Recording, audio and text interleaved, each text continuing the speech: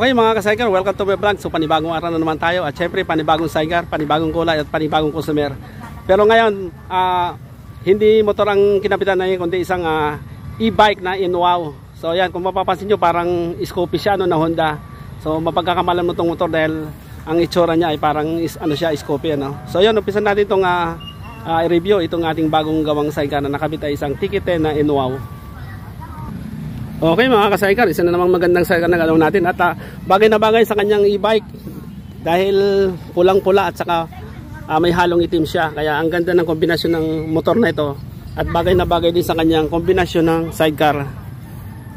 So ayan, napakaganda kasi pulang-pula, no? So black red, ito talagang pinaka-paboritong kulay na nagugusto natin ng mga nagpapagawa.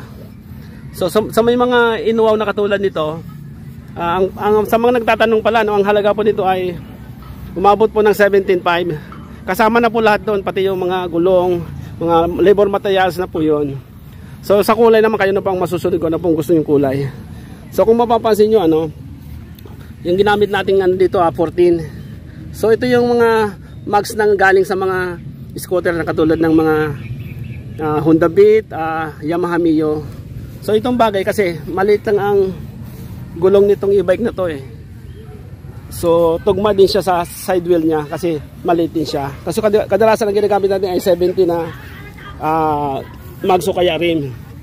Kaya ito bumagay din sa kanyang size ng kanyang e-bike. So yun mga ka-Sidecar, at ito pala may mga nagtatanong sa atin tungkol dito sa shock support, no? So saan natin nilalagay? So yan, makikita nyo naman na dito natin. So kadalasan dito ko nilalagay.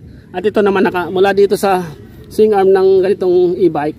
At nandito naman sa taas, nakakunik naman ito sa pinaka sidecar. So nilalagyan natin ito ng shock support dahil nga sa mabigat na ito. Dahil siyempre yung sidecar yung bigat ng sidecar at saka siyempre may pasahero din, kaya kadalasan nilalagyan natin ito ng shock support para maging tatlo na siya. So pag ganito na mabigat, hindi siya tatabingi o kasi kadalasan pangit tingnan niya, tumatakbo yung isang sidecar na nakatabingi. So ito lang ang ganda ng mga ngayon, lumalabas na mga e-bike katulad ito na in-wow ticketin. So kung malala, kung may nagpagwasakan dito na taga Las Piñas, so shoutout pa lang sa mga taga Las Piñas, lalo na si Sir Joel kasi siya ang unang nagpagawa nitong ganitong in-wow. So ang kulay nga lang ng Sidecar nun ay kulay blue, no? Yung ginamit nating doon, trapal. Kasi yun daw ang kulay ng kanilang doon, kasi ginawang pamasada yun Pero ito hindi pa masada to, kundi service lang to nila nanay. Ayun, sila nanay nag-aantay na kasi pinakiusapan lang natin ito na iba-vlog mo natin ito dito sa ating paboritong lugar. So yan, ang ganda ng kombinasyon ng kulay na ito. So yun, hindi na tayo magtatagal kasi nga ito, nag-aantay na sila nanay nandun. At ibibigay natin sa kanya. Pero bago natin ibigay, i-vlog muna natin para maipakita natin sa ating mga tagapanood.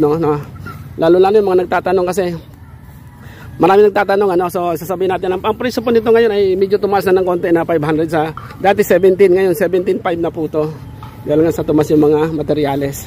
So yun, hanggang dito lang tayo mga ka-Sidecar at tatanungin pala natin sila nanay nandun, kausapin natin.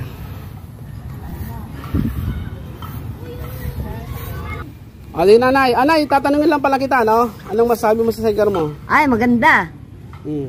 Gagamitin mo saan to? Sa pag-service ko. Saka may tindahan ka rin yata? May tindahan ako. Okay. Marunong ba kayo mag-drive? Okay. Sige, halika. Ito ano mo na